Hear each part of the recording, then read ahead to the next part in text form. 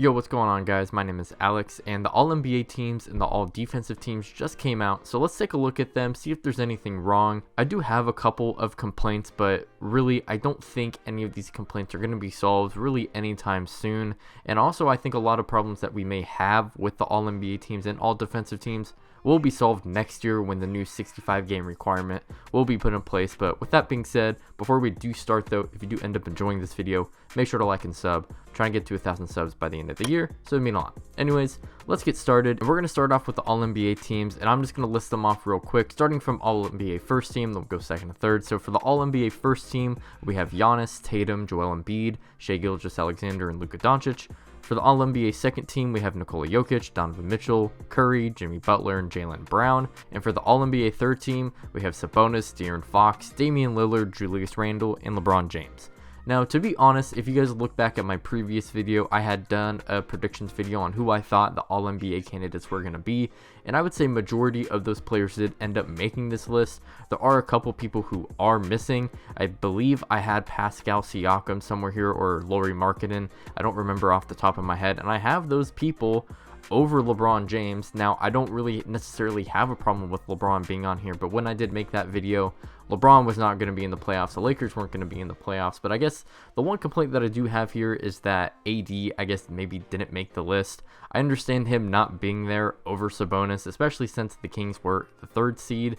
And AD just didn't play a lot of games. I just double checked and he actually played 56 games. LeBron only played 55, but in my opinion, I just think Anthony Davis has been the far best player on the Lakers. LeBron has still been very good this year, but I don't think he was very deserving of All-NBA. But in all honesty, I just don't really care, especially this year, because next year we're going to have the new 65 game requirement. So players like Anthony Davis and LeBron just aren't going to make this list. Same thing as Stephen Curry. Stephen Curry didn't play 65 games. He's not going to be on this list. So a lot of these names that we do end up seeing on this list are just not going to be eligible next year. So it's going to be interesting how that all plays out. I saw a lot of complaints as well that a lot of the players who were on this list either didn't make the playoffs or were just bounced in the first round.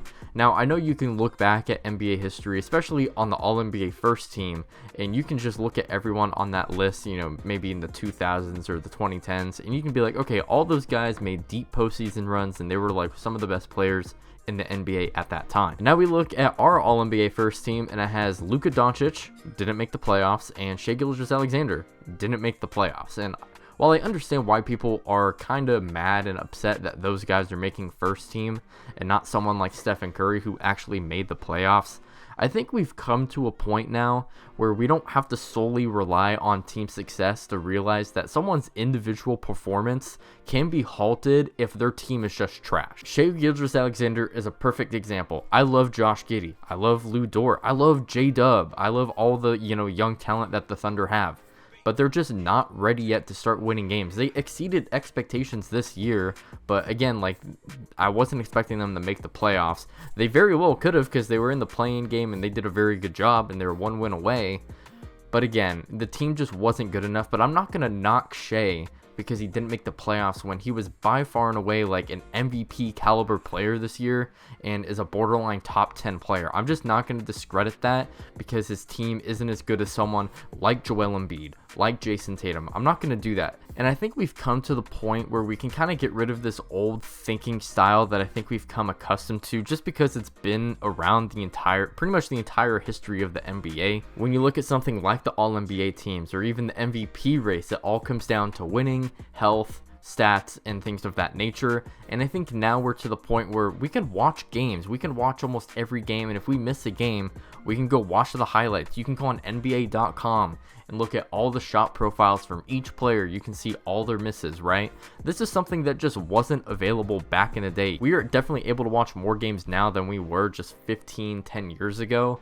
So, when we think about back in the day, those guys really didn't have a lot of games to go off of. They could watch their local broadcasting, they can watch all the national TV games, but there's not as many games televised back then as there are now. So a big standard is the winning part, right? So if for the MVP race, if you're not a top 3 seed, you are not going to be an MVP candidate. And I think we've come to the point now where we can actually find out how valuable someone is because we have the tools to look back and actually see it happening and not just say, oh, he was a 6 seed, so we can't give him the MVP. For example, Jokic last year. And now I think, again, like, we can look at how valuable someone is, how great someone is, like Luka Doncic, like SGA, and we can say, yo, these guys are fantastic. These guys are, you know, some of the best players we have in the league. But just because they didn't make the playoffs doesn't mean they're automatically not one of the best players. Again, the All-NBA teams are a collection of players that have been absolutely fantastic this year. And I just don't think you can tell the story of this year without having someone like SGA or even Luka, because these guys are doing some historic stuff. And same thing with Damian Lillard. I think he arguably probably had his best season of his entire career. And again, he did make the All-NBA third team, and I think he was kind of halted with his injuries and also not winning a lot of games. But again, he's just been so great this year that I think you can put him on this team. So while I understand people's frustrations, I think we kind of need to get away from that adopted style of just having to look at winning to give everyone their due credit. Again, if you wanted to argue Curry in first team, whatever, but then Shea's in the second team, so now what? Are we going to complain then? I would hope not, and I think we should stop if that is the case. Now we're going to look at the all defensive teams. I'll start off with the first one, and we have Jaren Jackson Jr., who ended up winning Defensive Player of the Year, Jrue Holiday, Brook Lopez, Evan Mobley, and Alex Caruso. And for the All-NBA second team, we had Derek White, Draymond Green, OG Anunoby, Dillon Brooks, and Bam Adebayo. So for the all defensive teams, I think I definitely have more to complain about compared to the all NBA teams. And I'll first start off with Dillon Brooks. I think Dillon Brooks is a very good defender, but I think there's just so many snubs that were off this list. The main one I want to talk about is Jaden McDaniels. I talked about him in my most underrated players in the NBA.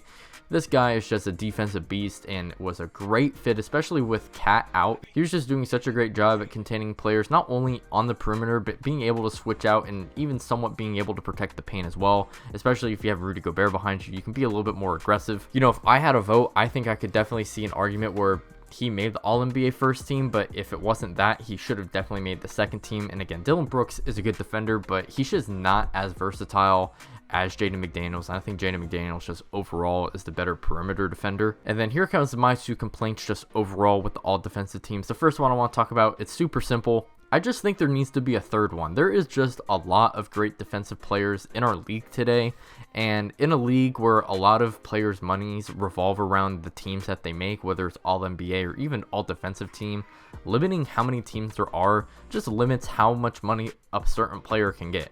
Again, Jaden McDaniels is one of the better defenders in the league, but if a team is like, hey, you didn't make an all defensive team, like we can't really give you as much money as you're kind of hoping for. If you had that all defensive third team, then that just wouldn't be a problem. If we have 3 all NBA teams, I think we need to have 3 defensive teams. It just makes sense in my mind. And then for my second complaint and last complaint, just in general for the all defensive teams, and this doesn't just include this year, but I think overall, I think the all defensive teams really heavily rely on just reputation. Obviously, there's some guys on this all defensive team this year, like Derek White, like Evan Mobley. This is their first time making all defensive teams, so obviously their reputation isn't really there. But I guess the one guy I do want to talk about though is Draymond Green, and Draymond Green is a great defender, again, just like Dillon Brooks. He's better than Dillon Brooks as a defender.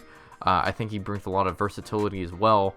But if you just ask me, I think Jaden McDaniels has just had the better season defensively than Draymond Green. And again, I think Draymond Green is solely on here because of his reputation. He has 8 all defensive team selections, and I'm not saying he was a bad defender this year at all. Again, if there was 3 all defensive teams, I think Draymond Green could very well make that third defensive team. But I think we're simply voting Draymond Green in as a second team over someone like Jaden McDaniels because of reputation. I also don't think people are really watching Jaden McDaniels like that, except for sickos like me and probably you guys who are watching this video. I think some other snubs on this list as well is Nick Claxton. He was doing very well as a defender this year, and again, I think he would have made it if there was a third defensive team. But those are kind of just my main complaints on that. I think there needs to be a third defensive team, and I think we need to just stop going based off reputation. And maybe a way to solve the problem of just going based off reputation is just having voters who simply look at the game on the defensive end. So you have like a defensive committee where they can actually evaluate players based off their defense alone. Because I think a lot of times, I don't know exactly who votes for these awards, like the All NBA and All Defensive Team, but I'm assuming it's probably the same people. So instead instead of having them have to cover every single aspect of the game, just have people cover one specific aspect, and I think it would make it a lot easier for them to make a decision. They'll be more informed. They'll be able to actually go deeper into this area of defense. Again, you can look at Draymond Green like in the history and be like, oh yeah, he's a good defender. And if the Warriors are a good defense this year, you just credit it to Draymond Green. I don't really think you need to do much watching to know that Draymond Green is a good defender, but Jaden McDaniels, I think you have to watch those games to truly understand how great of a defender he is, and I just don't think that's really happening, which is why I ultimately think he got snubbed. But hey, those are my thoughts on the All-NBA teams and the All-Defensive teams. Let me know down below what y'all think. Do you agree with what I was saying? Do you agree with the players that were selected? If you enjoyed, make sure to like and sub. Check out my socials down below in the description. And you can also check out this video somewhere on the screen, where I talk about the problems the Phoenix Suns have been facing in this Denver Suns series. Anyways, I'll see you on the next one. Peace out.